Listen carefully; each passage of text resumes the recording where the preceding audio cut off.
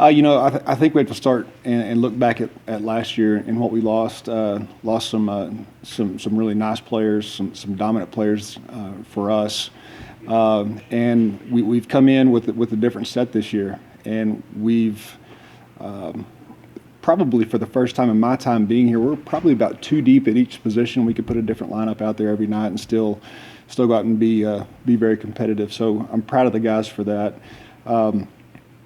Our numbers are good all up and down the program, and the thing about replacing players is you bring a lot of guys in with just the JV experience, and their eyes are pretty big. And just because you call it varsity doesn't mean that you don't belong. And so the kids need to believe that they belong, and that's the first thing. So we've had to have some buy-in on some different things, and we've been trying to do some different things without getting specific, but. The kids have been great. I really love this team so far, and that's you just want the excitement of the game to continue, and we certainly have that, and we're looking forward to a good season.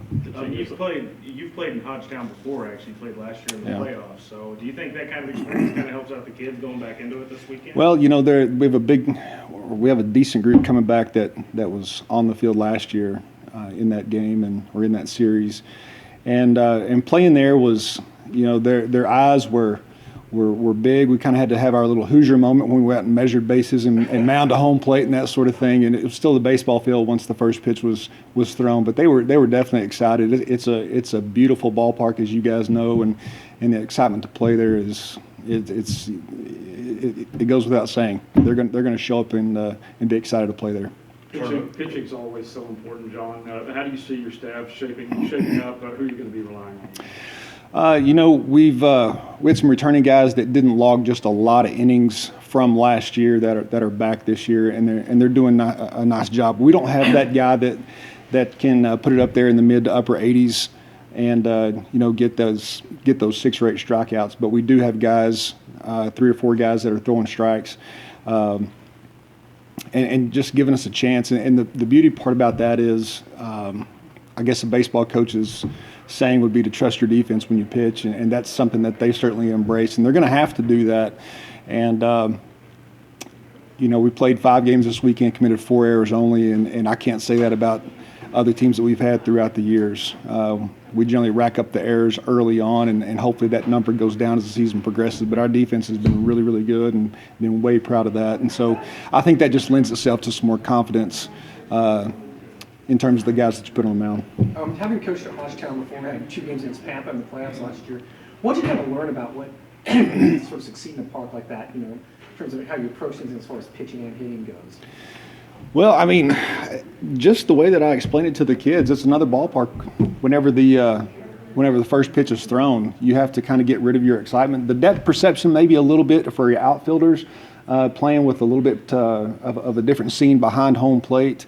It's an unfamiliar ballpark because of the sidelines. There's not quite as much room. I believe Amarillo High's ballpark is way bigger, more spacious than Hodgetown. But you have to take into consideration the view behind the plate, the view behind the stands, and communication needs to be there on anything that's up and to the side, and give your pitcher a chance to log it out right there on some foul balls. But it's a phenomenal facility. I've got to be on it and kind of hang with the maintenance crew a little bit. They even let me mow a little bit out there, and so that was a neat experience for me. I like to take care of the field, but those guys were very welcoming, and you go to big, nice places like that, and sometimes those guys can be jerks about the field.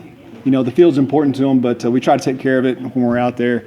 But it was an awesome experience, and loved the opportunity. Go ahead. Do you think last year when you guys were playing that game, it would be nuts maybe get a game with Randall or someone like that this next year? Well, the series with Pampa last year, I'm not sure of the number, maybe 2,000, 2,500 people there, and it seemed full. And good things happened, bad things happened. The crowd noise was awesome. It was a great experience again for the kids. But I would assume that a Canyon Randall game followed up with the Amarillo High Tascosa game, there's going to be some folks there, and that's good for Panhandle baseball. That's good for the little kids coming out and wishing that they were already in our shoes and kind of looking at our guys going, we're going to be there someday, and hopefully this type of thing can continue. So we appreciate everybody that's putting this Keller thing together, plus the Saukville organization for allowing this to happen. John, tournament baseball, a lot of games in a short time. You're just talking about you have a chance to mix and match your lineup. So what would you like to see get at the end of this week when it's all over? Well, I want to see our pitching be as consistent as it has been. And what I mean is we throw strikes, and just because you throw strike doesn't mean you're not going to give up hits, runs, and that sort of thing, but you do give yourself a better chance. So I want our pitchers to stay consistent. I want our defense to stay consistent as well. I want us to continue to play with the energy level that we've had. I also want to, there's a few things that we focus on in our program, and one of them is humble yourself to the team.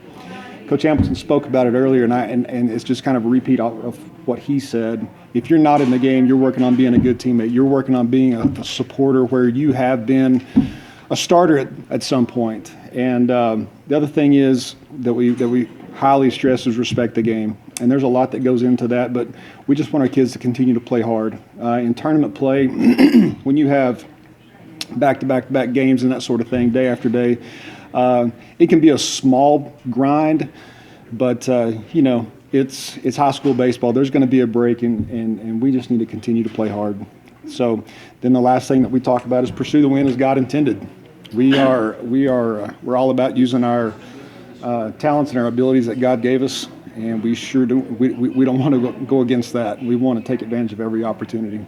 So. If you do, how much do you coach the mental approach to the game early on in the season? I would say that's, golly, 80%, 90% of it, because we're working with kids and we're trying to build confidence. We don't come in and try to change swings and here's a lot of mechanics to think about and that sort of thing. I'd rather a kid have the worst mechanics on the mound or the worst mechanics at the plate, but in his mind, he's won.